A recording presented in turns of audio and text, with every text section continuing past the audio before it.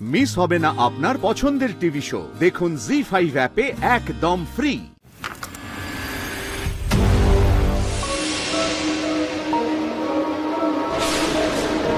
চমকে দিলাম তো একবারে। হ্যাঁ, দিস ইজ ফর ইউ। সত্যিটা বলো মালা। কোন সত্যি?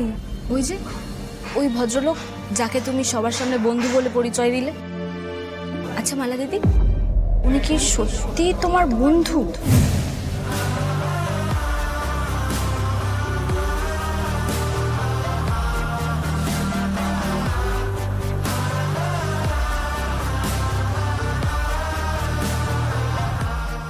তাহলে উনি কি তোমার সেই মনের মানুষ? কি তাই তো? না তা নয়, আসলে কি লজ্জা পাচ্ছে দেখো মালা দিদি। তবে একটা কথা বলতে হবে, তোমার মনের মানুষের কিন্তু হেব্বি সাহস গো, একেবারে বাঘের ঘরে চাকরি নিয়েছে।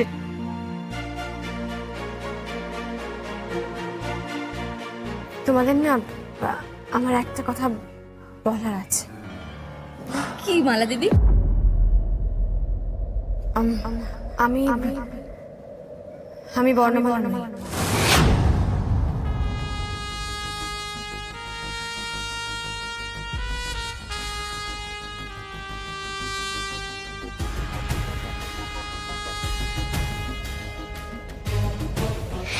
তাহলে তুমি কে মালা দিদি? আমি শ্যামল।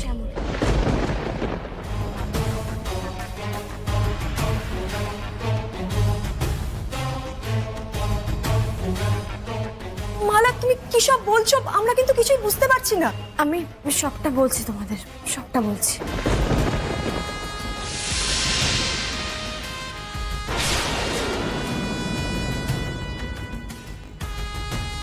ফ্রেন্ডস, সই পাতালাম তোমার সঙ্গে। আমি যাচ্ছি কৈতরে, সেখানে আমার দাদু দিদার বাড়ি।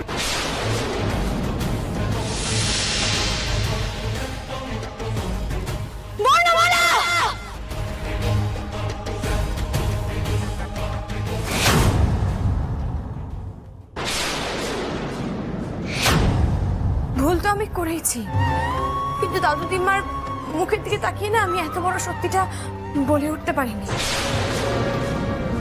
কিন্তু আমি চেষ্টা করেছিলাম, বিশ্বাস করো, কিন্তু আমি তাও বলতে পারিনি।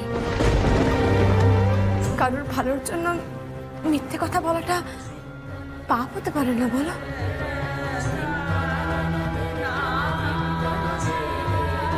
কিরে বিন্তি, সুলতাদি, তোমরা চুপ করে আছো যে?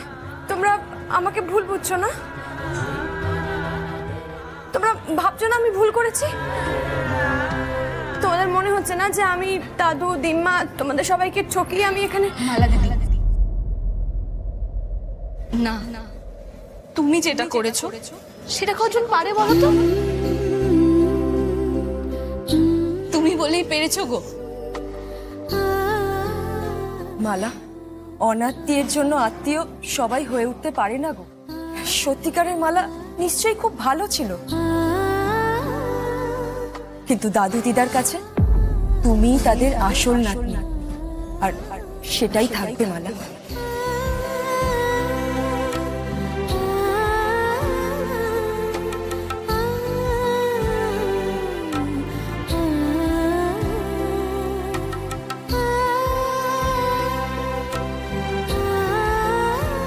তোমরা পাশে না থাকলে এখানে সবার কাছ থেকে এত ভালোবাসা আমার পাওয়াই হতো না। আমি তোমাদের কাছে সারা জীবন কৃতজ্ঞ থাকবো। মালা, তুমি ছাড়া তো আমাদের কোনো অস্তিত্বই নেই গো। হ্যাঁ, এই যে বলো, আমি যা বলছি একদম ঠিক বলছি মালা। হ্যাঁ গো, বলছি অনিকের দাদার সাথে দিদা দাদুর আলাপ করাবে তো? দিদা কিন্তু তোমার জন্য ঘরে বসে আছে। হ্যাঁ, আলাপ তো করাতেই হবে, আর তো কোনো উপায় নেই এখন।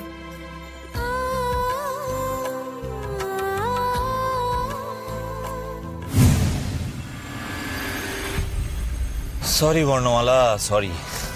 আমাদের সদ্য বিয়ে হয়েছে, আর তোমার মতো সুন্দরী বউকে ছেড়ে কি থাকা যায়? হ্যাঁ, তোমার এই অমোঘ টান আমি কিছুতেই নিজেকে আটকে রাখতে পারছি না।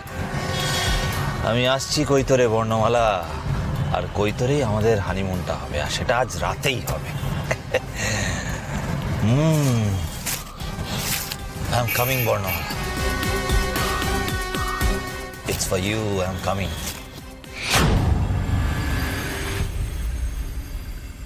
চন্দ্রাশিস তোকে জোর করে বিয়ে করেছে, আর এদিকে তোর মনের মানুষ আছে, তুই আগে কেন বলিসনি মা?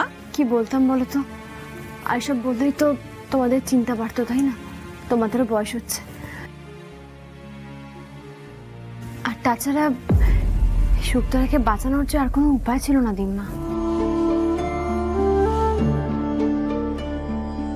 ছি ছি, এতদিন আমরা কিছুই বুঝতে পারিনি। তোমাদের নাতনি কি কিছু বুঝতে দেয় বলো তো? আমি ভাবছি বিয়েটা তো ওই লোকটার সঙ্গে তোর হয়েই গেছে, কিন্তু এখন কি করবি? রিমা, চিন্তা নেই, আমি আছি, ভরসা করুন, আমি সব ঠিক করে দেবো।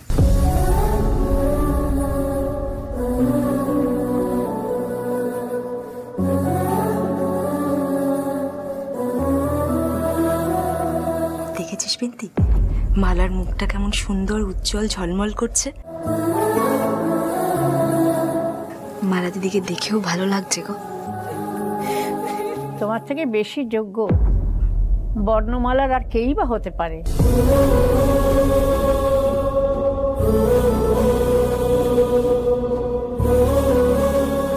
এত কষ্ট পেয়েছিস, তারপরেও যা হয়েছে তা তো হয়েই গেছে দিম্মা, এসব ভেবে আর কষ্ট পেও না।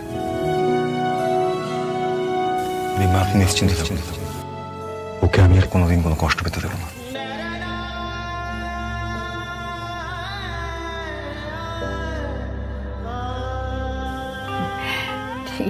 এই, তোরা ওই আমার বানানো নাড়ু আর মোয়াগুলো নিয়ে আয় তো, দাদু ভাইদের একটু খাওয়াই। এক্ষুনি আনছি, চলো। চ। দাদু ভাই, তুই যত তাড়াতাড়ি পারিস এই নরক থেকে বর্ণমালাকে বের করে নিয়ে আয়, নইলে মেয়েটার জীবনটা তো শেষ হয়ে যাবে রে। কিচ্ছু হবে না রিমা, ওকে এই চন্দ্রাশিসের হাত থেকে বার করে নিয়ে যাবো বলেই তো আপনাদের এখানে আসা।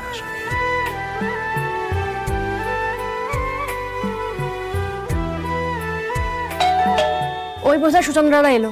উফ বাবা, রাত্রে পিকনিক করবে বলেছে, সন্ধ্যা থেকে সব আয়োজন শুরু করে দিয়েছে। ঠিকই তো করেছে মালা দিদি, এতদিন পর তোমায় কাছে পেয়ে ওরা কতটা খুশি হয়েছে সেটা তুমি জানো? তাই তো দেখছি। যাই, দরজাটা খুলি।